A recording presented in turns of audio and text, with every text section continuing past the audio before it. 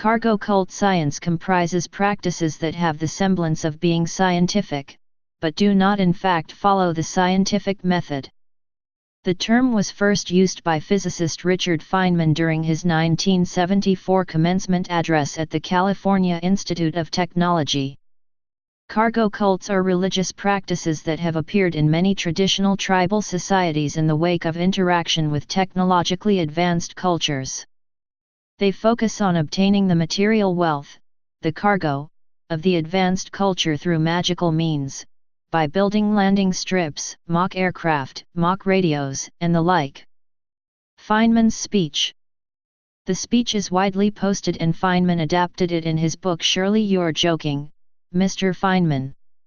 Feynman based the phrase on a concept in anthropology, the cargo cult, which describes how some pre-scientific cultures interpreted technologically sophisticated visitors as religious or supernatural figures who brought boons of cargo.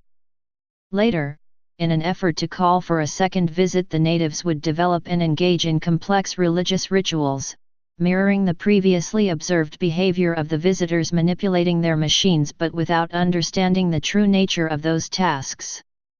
Just as cargo cultists create mock airports that fail to produce airplanes, cargo cult scientists conduct flawed research that superficially resembles the scientific method, but which fails to produce scientifically useful results. The following is an excerpt from a speech, taken from the book. In the South Seas there is a cargo cult of people. During the war they saw airplanes land with lots of good materials, and they want the same thing to happen now.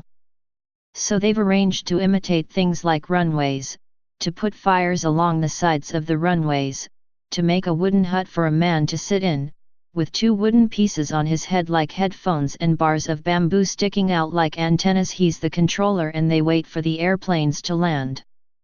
They're doing everything right. The form is perfect. It looks exactly the way it looked before. But it doesn't work. No airplanes land. So I call these things cargo cult science, because they follow all the apparent precepts and forms of scientific investigation, but they're missing something essential, because the planes don't land.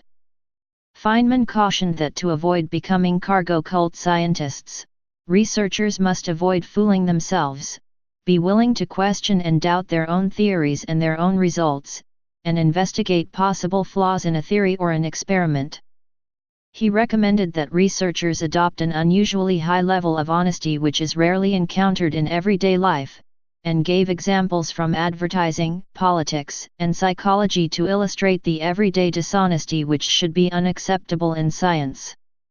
Feynman cautioned, "We've learned from experience that the truth will come out. Other experimenters will repeat your experiment and find out whether you were wrong or right. Nature's phenomena will agree or they'll disagree with your theory. And, although you may gain some temporary fame and excitement, you will not gain a good reputation as a scientist if you haven't tried to be very careful in this kind of work. And it's this type of integrity, this kind of care not to fool yourself, that is missing to a large extent in much of the research in cargo cult science." An example of cargo cult science is an experiment that uses another researcher's results in lieu of an experimental control. Since the other researcher's conditions might differ from those of the present experiment in unknown ways, differences in the outcome might have no relation to the independent variable under consideration. Other examples, given by Feynman, are from educational research, psychology, particularly parapsychology, and physics. He also mentions other kinds of dishonesty, for example, falsely promoting one's research to secure funding. Examples in specific experiments and results. Oil drop experiment.